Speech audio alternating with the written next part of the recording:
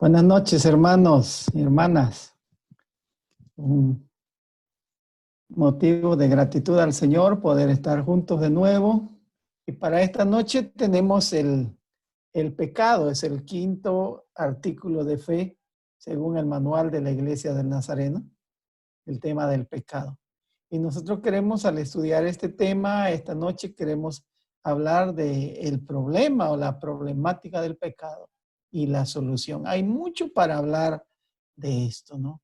Y de hecho, la razón por la que Jesucristo vino fue justamente para redimirnos del pecado y de sus consecuencias, para llevarnos a una nueva relación con Dios, para restaurar nuestra relación con Dios.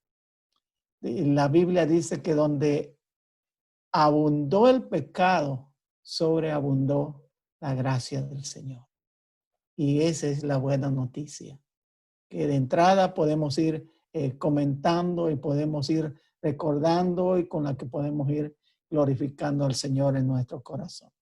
Así que le invito a que incline su rostro, usted que está ahí, de que ha podido venir al templo en esta noche, pese a las restricciones y, bueno, toda la supuesta nueva normalidad que estamos viviendo. Ahí la iglesia del Señor sigue adelante, los fieles del Señor siguen siendo fieles en toda circunstancia, en toda situación. Oremos a Él. Padre Santo, te damos gracias esta noche. Gracias, nuestro Señor, por la oportunidad de poder meditar en tus enseñanzas, meditar en estas doctrinas bíblicas, Señor, que caracterizan y que, Señor, marca nuestra vida, Señor, dándonos la convicción de seguir tus pisadas y, Señor, el clamor, el deseo, la determinación de ser cada vez más semejante a Cristo Jesús, quien vino a este mundo, se hizo carne, vivió en un cuerpo como el nuestro, pero venció al pecado en un cuerpo como el nuestro. Y él pudo vivir triunfante y dio su vida para pagar nuestras deudas, para redimirnos, para rescatarnos de la esclavitud en la que estábamos en las garras del maligno, Señor, entregados al mal.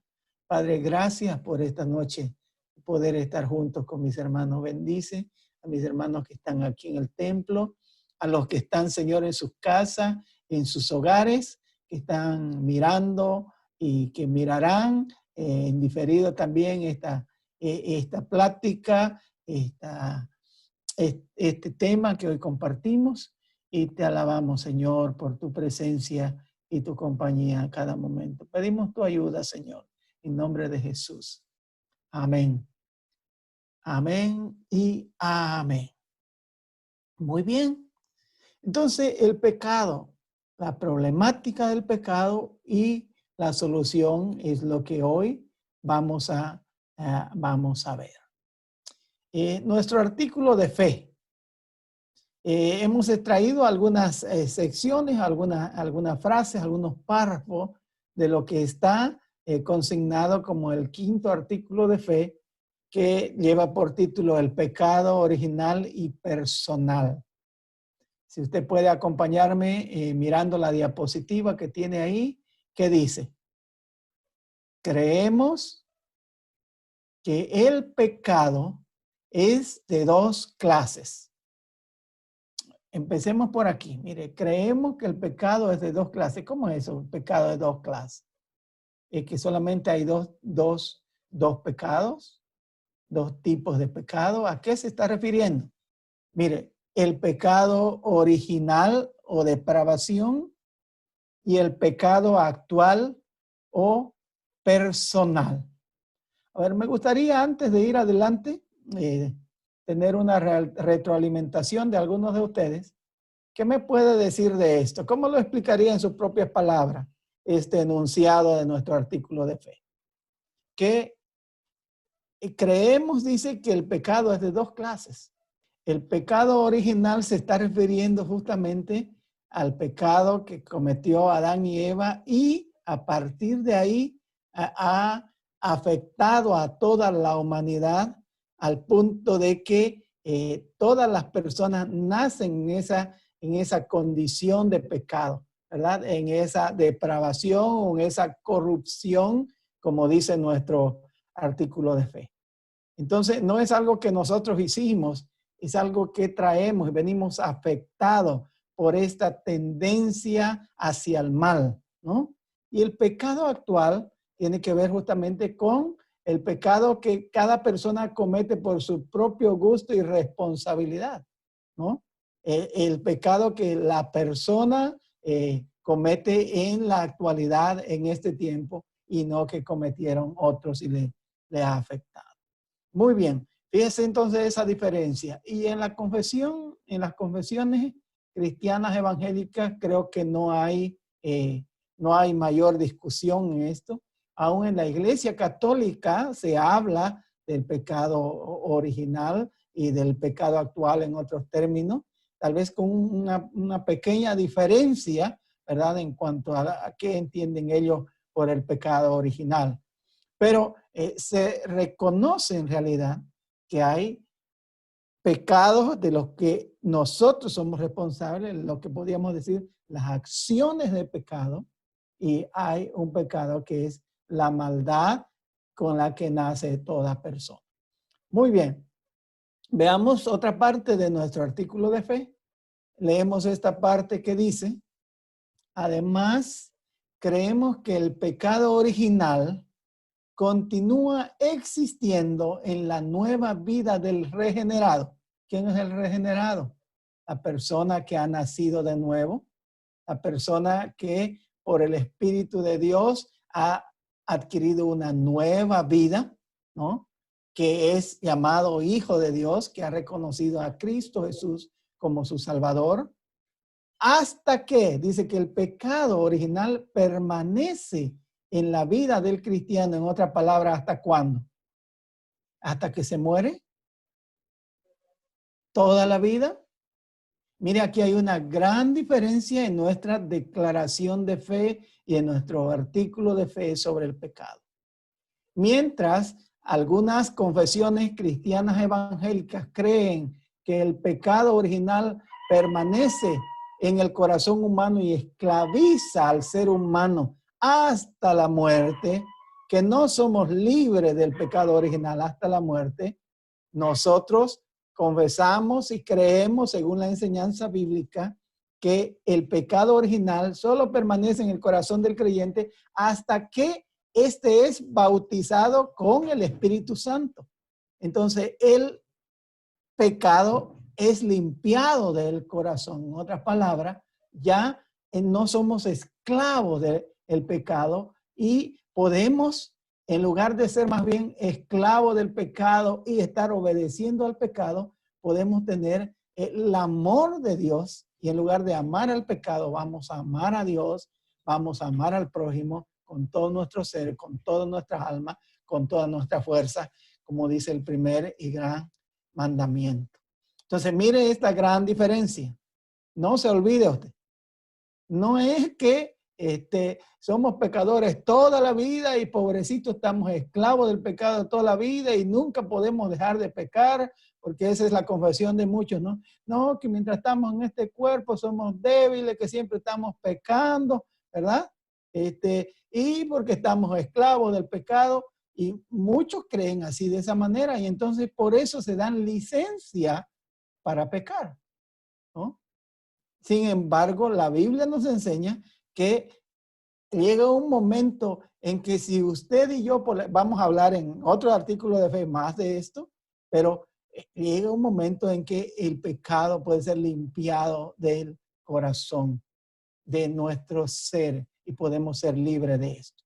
Ahora, es muy importante para entender esto, el siguiente párrafo que hemos extraído aquí.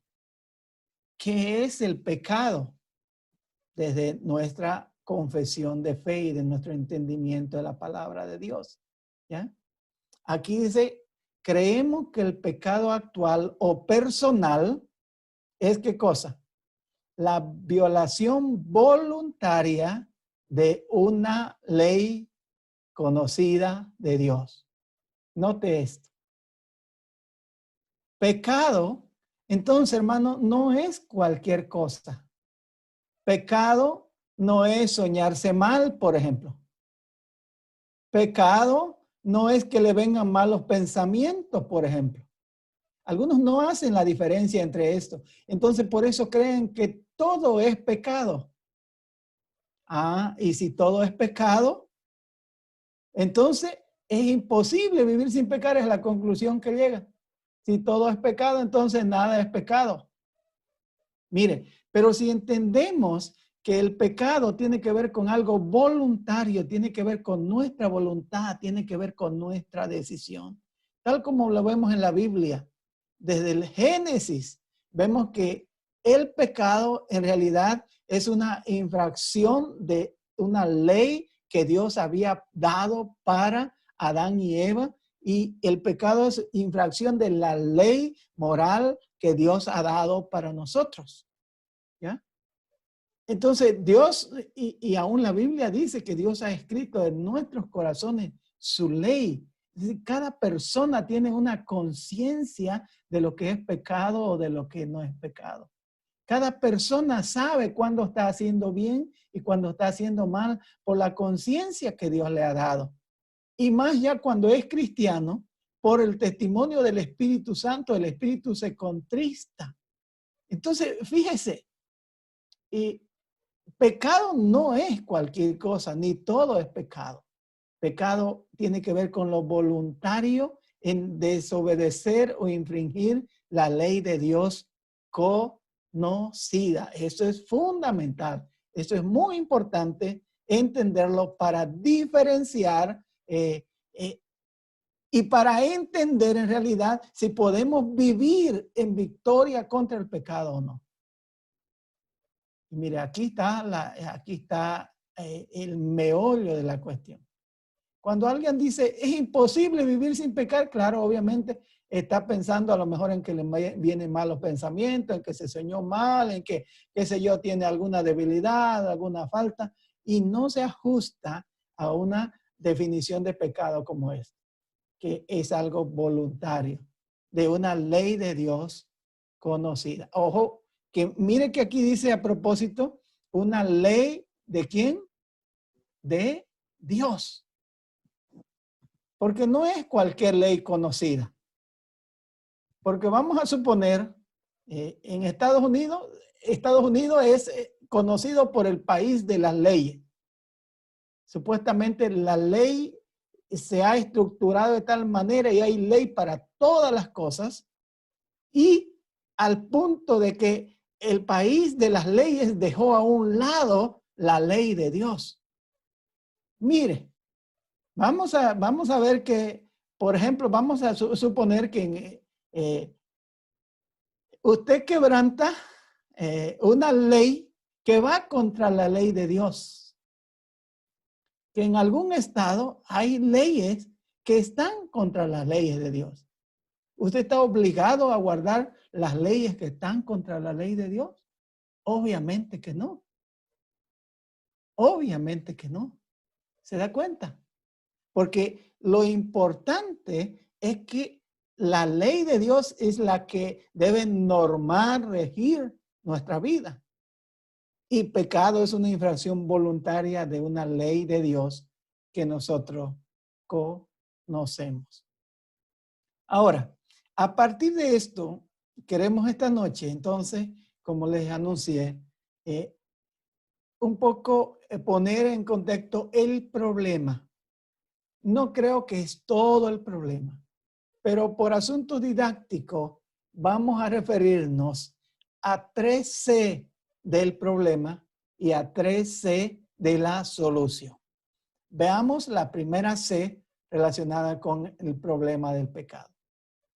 El pecado, en primera instancia, trae culpa o culpabilidad. El pecado sobre la vida de toda persona trae culpa o culpabilidad. Mire lo que dice la palabra de Dios.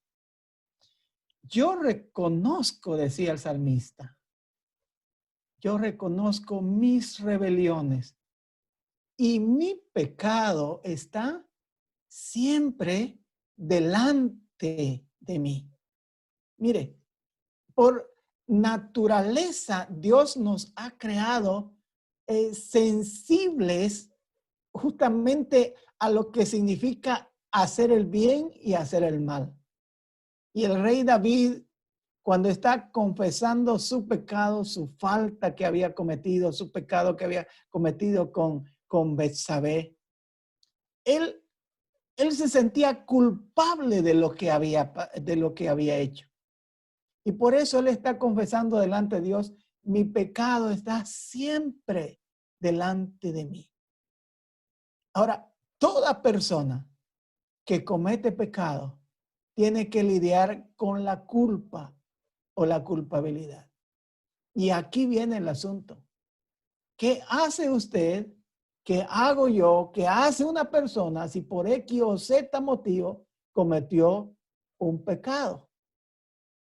¿Qué hace una persona si comete un pecado actual ahora? Mire, la Biblia nos muestra un camino a seguir, pero también la humanidad y aún diferentes enfoques, aún entre ellos algunos enfoques psicológicos, han querido lidiar con la culpa practicando ciertas técnicas, ciertos caminos que no tienen nada que ver con la salida bíblica a la problemática del pecado. Algunos creen que hay que enfrentar el asunto simplemente de la perspectiva psicológica y que algunos han dicho, bueno, si tú cometes un pecado y te sientes mal, te sientes culpable, obviamente es porque no estás acostumbrado a hacerlo. Algunos han dicho, tienes que hacerlo y hacerlo. Y vas a ver cuando lo haces más, obviamente ya no vas a sentirte culpable. Y desde esa perspectiva, algunos creen que está solucionada la problemática de la culpabilidad. Tremendo error. Porque lo que ocurre, según la Biblia, no es que se ha solucionado el problema de la culpa y la culpabilidad. El problema es que la conciencia humana se ha ido cauterizando, se ha ido endureciendo. Y la palabra que usa la Biblia es de cauterizar, ya usted sabe. Es como ir creando callo, creando una protección. Y es por eso que las personas que cometen pecados actuales y se acostumbran a vivir en pecado, hasta llegan ya a perder los mismos sentimientos humanos naturales, porque están vendidos al pecado, están esclavos de la práctica pecaminosa, no solamente del pecado heredado, sino de los pecados actuales. Entonces el pecado trae culpa. Mi pecado, decía David, está siempre delante de mí. Contra ti solo he pecado y he hecho lo malo delante de tus ojos. Entonces, el pecado en primera instancia, ¿qué estamos diciendo? Trae culpa. Pero también el pecado trae, y aquí viene la segunda C, el pecado viene con una consecuencia inmediata que es la corrupción. Y eso está más relacionado con el pecado original o con la naturaleza pecaminosa que está en el ser humano. Y si eso no es tratado, si eso no es solucionado desde la perspectiva bíblica en la cruz de Cristo, la corrupción en la vida humana va aumentando. Y ojo, corrupción en estos términos no se está refiriendo solamente a la corrupción económica, a estafar, a robar dinero. Mayormente hablamos de corrupción desde la perspectiva económica. Pero corrupción aquí tiene que ver con toda la maldad, ¿verdad? Con toda la decadencia en que ha caído el ser humano. Está afectado, está contaminado. Está justamente, y mientras más pasan los años, más y más se va dando eso. Es por eso que un niño, por ejemplo, no tiene problema en creer el evangelio. Un jovencito no tiene problema en ser formado, Pero mientras más ya el hombre, la mujer va viviendo sus años, va viviendo en el pecado actual, en la comisión de pecados actuales, justamente va haciéndose esclavo más y más de eso. Su vida, su ser va siendo, prisionero y va siendo campo de corrupción, en realidad, a consecuencia del pecado. El pecado trae corrupción, no solo culpabilidad. La Biblia dice, llegaron, fíjese, llegaron, ¿qué dice este texto que usted tiene? Llegaron hasta lo más bajo en su corrupción, como en los días de Gabaá. Ahora se acordará de su iniquidad, castigará su pecado. Eso está hablando el profeta Oseas, de la condición a la que había llegado su pueblo en aquellos tiempos. Fíjese, en aquellos tiempos el pueblo de Oseas había llegado a tal corrupción, y la corrupción él la ilustra con la situación que habían pasado los pobladores de esta ciudad que se llamaba Gabaa.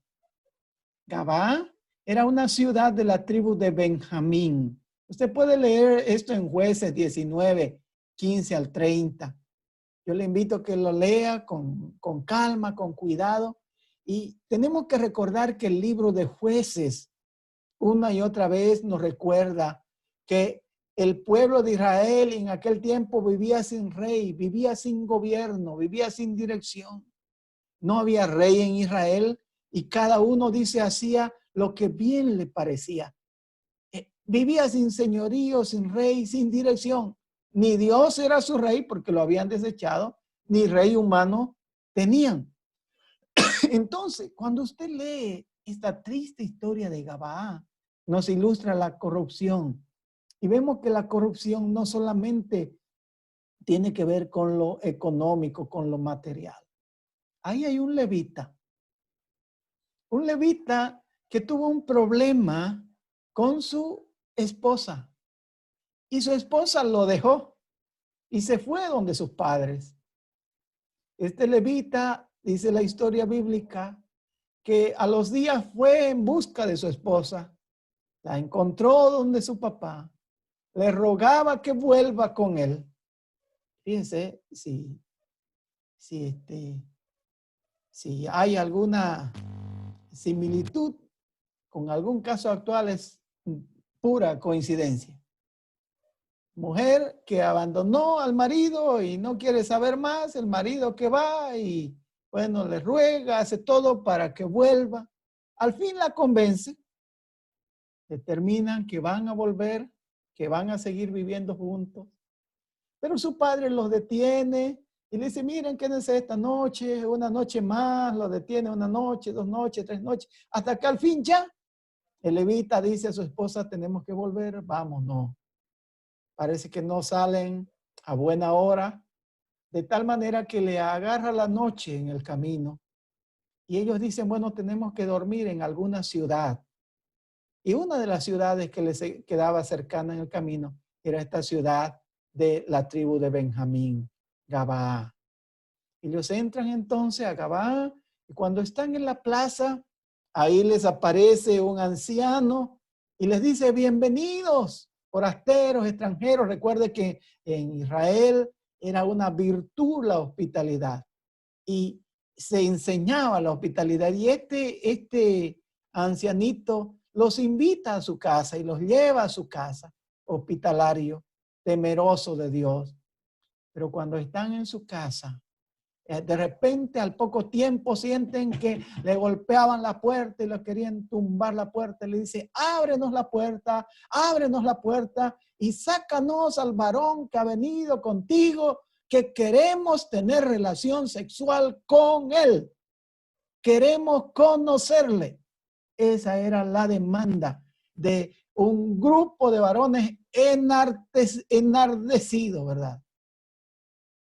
Un grupo de personas prisioneras del pecado, de la corrupción, Y entonces, bueno, para hacer corta la historia, al fin algo ocurre ahí y lo que ellos pueden hacer es abusar de la esposa del levita.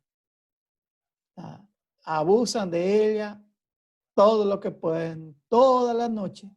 Cuando el esposo sale, la esposa estaba en la puerta, apoyada, abre la puerta, pensó que estaba viva, le dice, vámonos, pero estaba muerta. Qué triste historia de corrupción moral, corrupción espiritual. Pero la cosa no termina ahí. Fíjense lo que hay en el corazón que tienen que enfrentar problemas como esto. ¿Qué hizo este levita? ¿Qué haría usted? ¿Quiere una persona en sus condiciones, en sus cabales, en sus condiciones normales? Toda persona, ¿verdad? Lo que quiere dar es, como se dice, a un ser querido cristiana sepultura. Pero ¿sabe qué es lo que él quiso? Él quería solo venganza y venganza. Entonces, ¿qué hizo? Llevó el cadáver de su esposa y cuando llegó a su ciudad, dice la Biblia que la partió en 12 pedazos y envió un pedazo a cada tribu de Israel.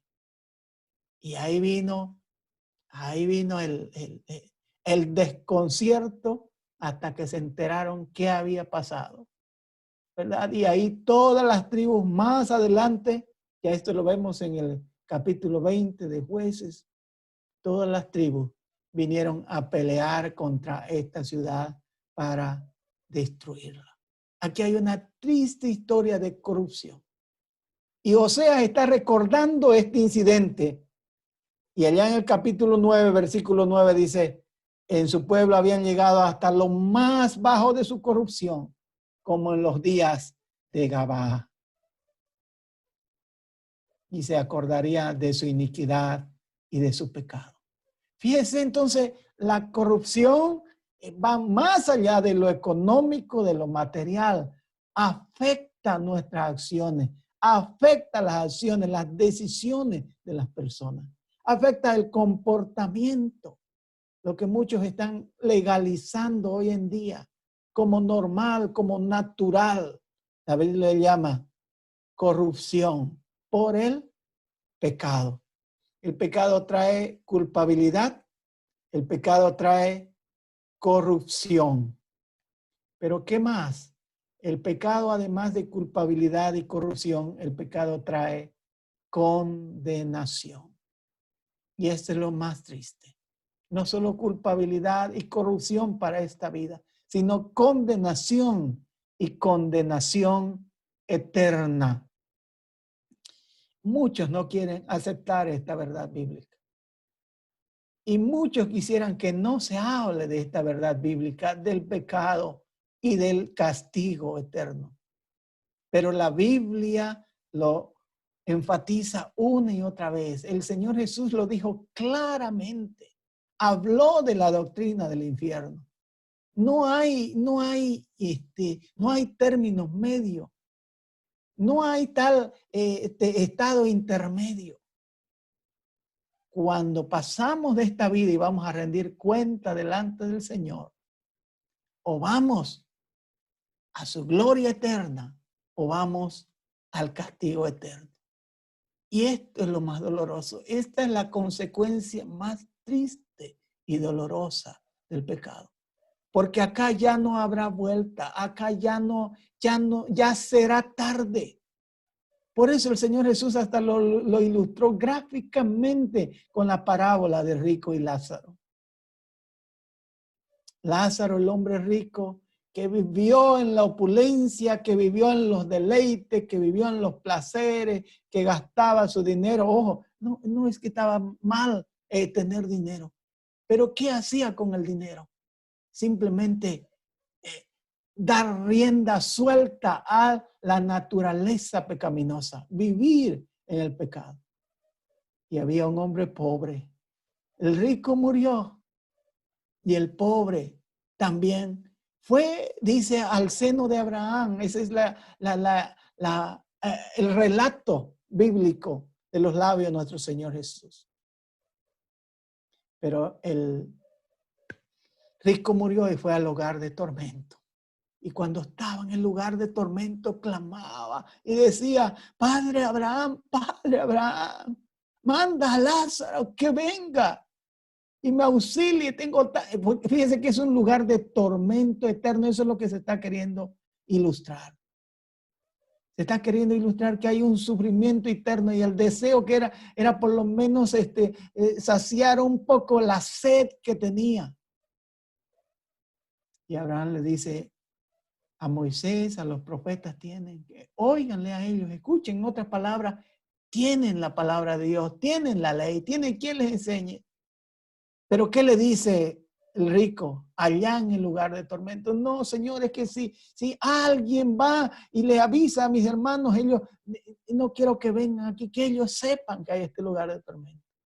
Y Abraham le dice tristemente, si no escuchan a Moisés y a los profetas, aunque vaya alguien resucitado entre los muertos, no le van a creer. Fíjese a la dureza y a la triste condición que llega una persona totalmente alejada de Dios, contraria a Dios, incrédula a las cosas de Dios, destinado a la condenación eterna. No es lindo hablar de eso. No es lindo. Pero es una enseñanza bíblica que hace falta recordarla y que hace falta meditar lo que implica esto. Y saber que hay miles de millares de personas diariamente yendo a la condenación eterna porque no han querido escuchar a Moisés y a los profetas. No han querido atender a la palabra de Dios y al mensaje de Dios. La Biblia dice, cuando se manifieste el Señor Jesús en llama de fuego para dar retribución a los que no conocieron a Dios ni obedecen el evangelio de nuestro Señor Jesucristo. Fíjese, ¿cuál va a ser la retribución o el pago para los que no quieren conocer a Dios y no quieren obedecer el evangelio del Señor Jesucristo? ¿Qué dice? Los cuales sufrirán pena de eterna perdición, excluidos de la presencia del Señor y de la gloria de su poder. Segunda de Tesalonicenses 1, 8 al 9. Hermanos y hermanas, amigo y amiga que tal vez está mirando o va a mirar esta enseñanza. La doctrina del infierno no es un invento humano.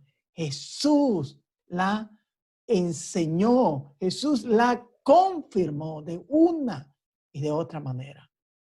Para ilustrar la gravedad de esto, en una ocasión Jesús dijo, si tu ojo derecho te es motivo de pecar y de caer, sácatelo. Es mejor que pierdas un ojo y vayas a la salvación sin un ojo que con los dos ojos vayas al infierno. Es para ilustrar, obviamente, esto es ilustrativo. No es que vamos a andarnos sacando los ojos y cortando la mano, pero es para ilustrar la gravedad de la condenación eterna. Si tu mano derecha te es ocasión de caer, córtatela. Es mejor que vaya al cielo con una mano menos y no con todos tus miembros vayas al infierno. Para ilustrar otra vez la gravedad de esto. Condenación eterna. El pecado trae condenación. Entonces, pecado trae culpabilidad, el pecado trae corrupción sobre la naturaleza humana, perversión, desviaciones, maldades, todo lo que vemos, producto del mal, producto de la corrupción en el corazón, en la raza humana. Y el pecado al fin trae condenación. Nos preguntamos, ¿cuál será tu destino eterno? ¿Cuál será el destino eterno de esa persona que tú y yo conocemos? Apocalipsis 20:15 dice, el que no se encontraba inscrito en el libro de la vida fue arrojado, ¿dónde? Al lago de fuego.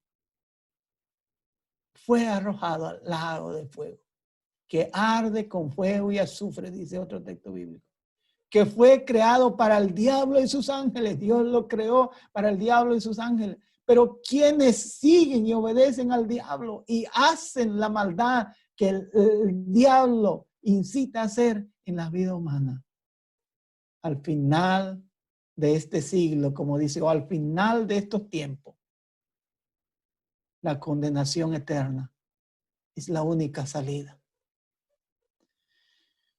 Pero gracias a Dios que hay una solución.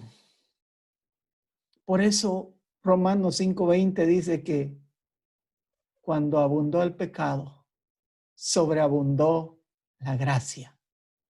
Y la solución es que la gracia de Dios nos guía a Cristo. La gracia y el amor de Dios no nos deja solos, no nos ha abandonado. La gracia de Dios sigue insistiendo para que nos volvamos, para que entendamos su propósito, para que entendamos la gravedad del pecado. Pero mire, ¿cómo va a entender la gente la gravedad del pecado si lo suavizamos y si todo lo disculpamos y si todo se lo atribuimos a otras causas? ¿Cómo va a buscar una persona un antídoto contra un veneno si no se da cuenta que está envenenada? ¿Cómo va a buscar una persona medicina contra el COVID si no se da cuenta que está contagiada por el virus? La gente necesita darse cuenta que está contagiada. La gente necesita darse cuenta que el pecado le ha afectado con culpabilidad, que la ha querido manejar de diferentes maneras erradas, que le ha afectado con corrupción y que le está llevando a la condenación. Por eso el Señor Jesús, allá en San Juan 3, le dice a Nicodemo que le era necesario nacer de nuevo. Le dice que era necesario que entiendan la figura de lo que había hecho Moisés con la serpiente en el desierto. Y dice que como Moisés levantó la serpiente en el desierto, así el Hijo del Hombre iba a ser levantado para que todo aquel que en él crea no se pierda, mas tenga vida eterna. ¿Quiénes fueron librados del veneno de la serpiente en el desierto? Yo me he puesto a pensar cuántos cientos y cuántos miles de personas morirían diciendo, ¿está loco este Moisés?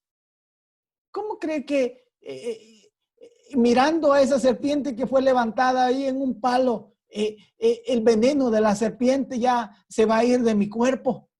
No, yo no estoy loco para creer eso. Fíjese, era algo tan sencillo, pero era algo de fe y de obediencia a lo que Dios había mandado, a la solución, al antídoto contra el veneno de la serpiente. Pero miles y miles murieron porque no creyeron. Pero los que creyeron, les mordían la serpiente y miraban la que estaba levantada en un palo y era libre del veneno. De la misma manera, dice el Señor Jesús, y le dice a Nicodemo, todo un racional de ese tiempo, de la misma manera, el Hijo del Hombre, Jesucristo, va a ser levantado en la cruz para que todo aquel que en él cree no se pierda, mas tenga vida eterna. Pero ¿quién mira a Cristo? ¿Quién vuelve sus ojos a la cruz? Solamente el que llega a estar consciente de la gravedad del veneno, de la gravedad del pecado. El pecado es grave. El pecado y sus consecuencias va a tener consecuencias de pena y de castigo eterno. Y Dios no quiere eso para nadie. Por eso envió a Jesucristo. Y la gracia de Dios nos guía hacia Cristo en primer lugar en confesión. La solución al pecado la vamos a ver mirando otras tres palabras que empiezan con C. La primera C es la C de confesión.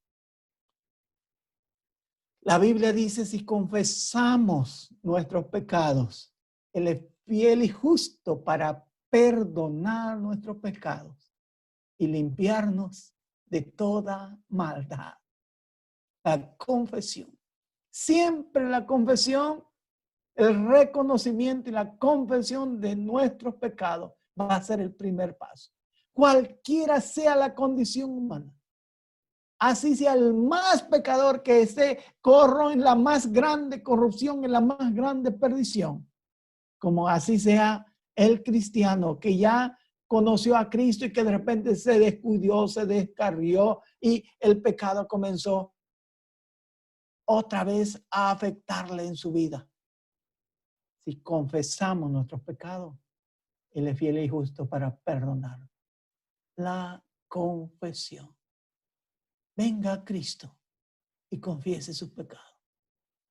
Pero venga a Cristo. Y no solamente se conforme con estar confesando y confesando cada vez sus pecados actuales que le están aprisionando, que le están llevando cautivo. El Señor quiere darle una solución de fondo a esta problemática del pecado en su vida. Ya dio la solución de fondo en la cruz del Calvario. El sacrificio de Cristo es suficiente, no solo para perdonar nuestros pecados actuales, sino para librarnos de la esclavitud, de la corrupción, de esta naturaleza pecaminosa que lleva a la gente a cometer pecado.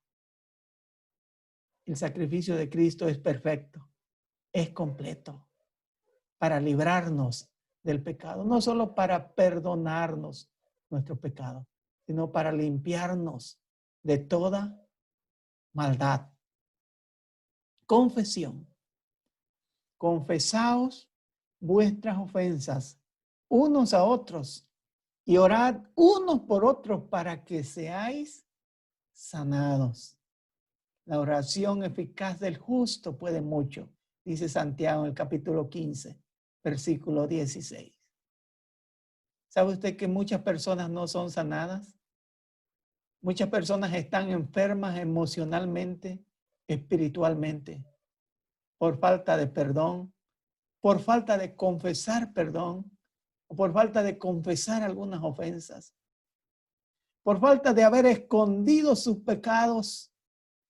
Por eso el proverbista dice, el que encubre su pecado no prosperará, pero el que los confiesa y se aparta alcanza misericordia. La gracia de Dios es tan grande, es tan abundante, que nos dan la posibilidad de venir ante Él, confesar delante de Él nuestros pecados. Pero ¿cuántas veces nos hace falta aún confesar los pecados a alguna persona de confianza para ser libres, para ser sanados, para ser restaurados, para no ser esclavos más del pecado? Confesión. La gracia de Dios también nos guía a Cristo, no solo en confesión. La gracia de Dios nos guía a Cristo en conversión, hacia la conversión. Es la segunda C que vemos. Y mire lo que dice la palabra de Dios. Así que arrepentíos y convertíos para que sean borrados vuestros pecados, para que vengan de la presencia del Señor tiempos de refrigerio. Hechos 3:19. Arrepentíos y convertíos.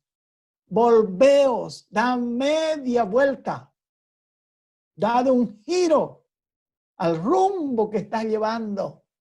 Dice la palabra, vuélvete. No sigas por ese camino, para que vengan a tu vida tiempos de refrigerio. Volverse de los malos caminos. ¿Quién no recuerda? A lo mejor en niño, usted vio, como yo también vi desde niño, el famoso cuadro de los dos caminos, ¿verdad?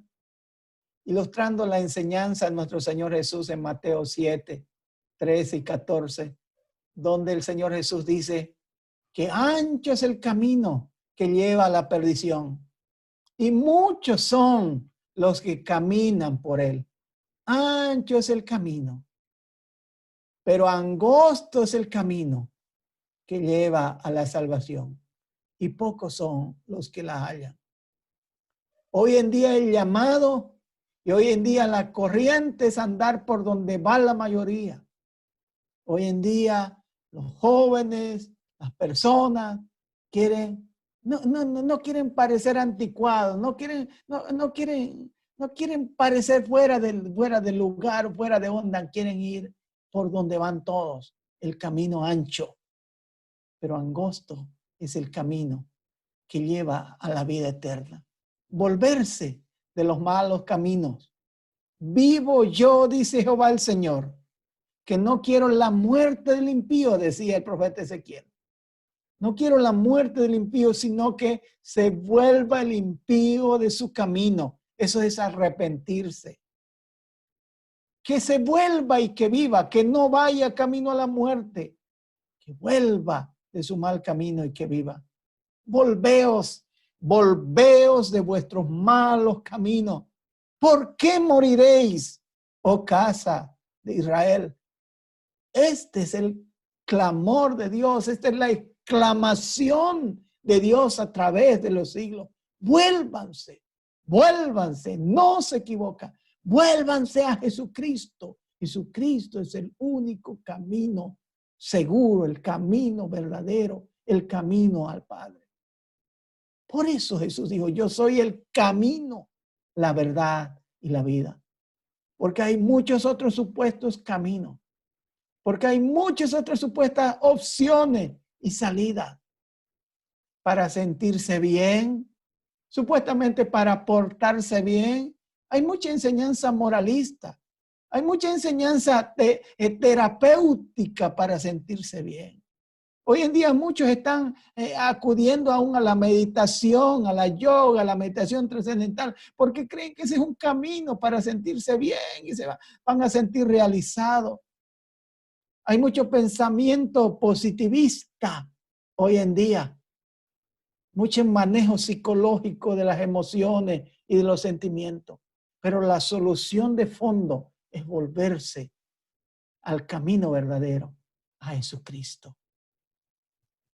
Entonces, la gracia de Dios nos lleva no solamente a la confesión, la gracia de Dios nos lleva a la conversión, que es volverse al camino verdadero. Pero también la gracia de Dios nos guía a Cristo en consagración. Después de que usted y yo hemos entregado nuestra vida a Cristo, nos hemos vuelto a Él. Qué importante entregarle a Él todo, rendirle a Él todo. No le reserve nada. Dígale, Señor, mi vida es tuya y todo lo que tengo es tuyo. Y yo vivo para ti y no quiero vivir para otra cosa. Tú eres la razón de mi vivir. Solamente ahí está su seguridad. Solamente ahí está mi seguridad. Muchas veces, como decía un antiguo maestro, queremos tener a Cristo solamente como una póliza contra incendio o como un seguro de incendio, ¿verdad? Por si pasa algo. No. El llamado no solamente es a volverse a Cristo, es a consagrarse a Cristo totalmente. Entonces ahí está la victoria, la solución total contra el pecado. Porque cuando usted consagra todo su ser a Él, el Espíritu de Dios va a llenar toda su vida. El Espíritu de Dios va a purificar su corazón y va a llenar su corazón, su vida con el amor a Dios, con el amor a Cristo. Y su deseo va a ser solamente hacer la voluntad del Señor. Yo le pregunto a usted que me está viendo y que me verá, quizás más adelante, ¿es su único deseo agradar a Cristo?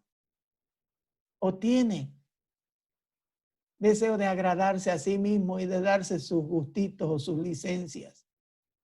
Y a lo mejor se descuida y dice, no, es que mientras esté acá, pues, yo soy hombre o estamos en este cuerpo y vivimos así. ¿Sabe cómo hay excusas? Miren,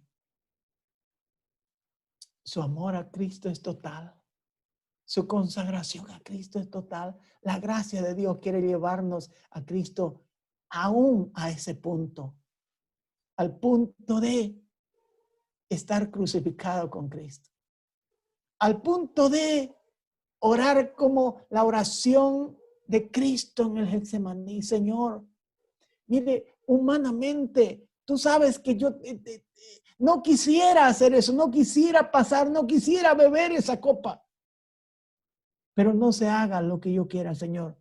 Tú sabes que vengo para hacer tu voluntad. El hacer tu voluntad, Dios mío, me ha agradado. Y tu ley está en medio de mi corazón. Ese sea su deseo, esa sea su declaración. Como el salmista decía, ¿a quién tengo yo en los cielos, Señor, sino a ti? Y fuera de ti, fuera de tu voluntad, no deseo hacer nada en esta tierra. El Señor mira su corazón. Y si ese es su deseo, usted tiene una entera consagración.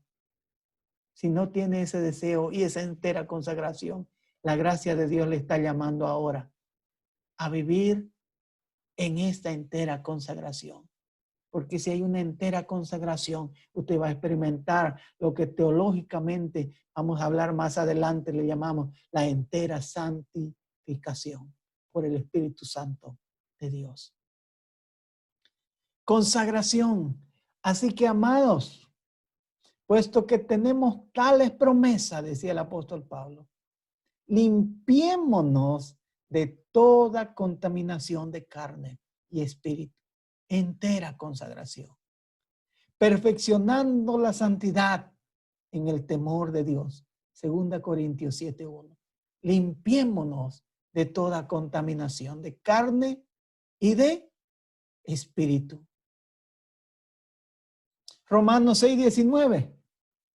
Así como para iniquidad presentáis vuestros miembros para servir a la impureza y a la iniquidad, así ahora, para santificación, presentad vuestros miembros para servir a la justicia. Esto es entera consagración. Señor, antes mi miembro, antes mi vida, antes mi ser, antes mi boca, antes mis manos, antes todo, con eso yo servía al pecado, a la iniquidad, a la injusticia. Pero ahora, Señor, yo me consagro todo a ti, espíritu, alma y cuerpo, para servirte a ti y para hacer tu voluntad. La gracia de Dios nos guía a Cristo en confesión, en conversión y en entera consagración para ser discípulos de excelencia, haciendo su voluntad, siendo y haciendo discípulos semejantes a Cristo por su gracia. Padre Celestial, Señor, las palabras, el entendimiento humano es tan limitado. Pero algo podemos percibir, la gravedad del pecado, Señor. Y la solución completa, amorosa y sabia que has dado a esta problemática en Cristo Jesús, mi Señor. Gracias, Padre Celestial. Gracias porque no nos dejaste perdidos en nuestros delitos y pecados. Nos buscaste, nos perseguiste, nos alcanzaste. Nos rescataste, Señor. Nos trajiste a ti por tu gracia en confesión, en conversión. Y nos llamas a una entera consagración. Aquí está mi vida, Señor. Dígale esta noche. Aquí está mi vida. Porque entiendo que el pecado es grave. Con el veneno de la cobra, de la serpiente, no se juega si no hay antídoto. Aún con el veneno, con el virus del COVID, no se juega si no es por tu gracia y tu cuidado, Señor. Solamente en ti estamos seguros. Padre Celestial, aquí está nuestra vida. Dígale esta noche, Señor, gracias por haberme traído a la cruz de Cristo. Y gracias porque tu sacrificio en la cruz fue perfecto, completo. Y que tú solucionaste la problemática doble del pecado. El pecado original y del pecado actual. Y en Cristo Jesús podemos vivir libres de la esclavitud del pecado para servirte en temor, en amor y en reverencia, perfeccionando la santidad en el temor de Dios. Aquí está mi vida, dígale, Señor. Dígale esta noche, aquí está mi vida, Señor. Aquí te presento todo mi ser. Aquí te agradezco por traerme a este día, a esta hora, por darme la vida hasta este momento. Te alabo por tu fidelidad, Señor. Y te adoro. En nombre de Jesucristo. Amén, amén y amén.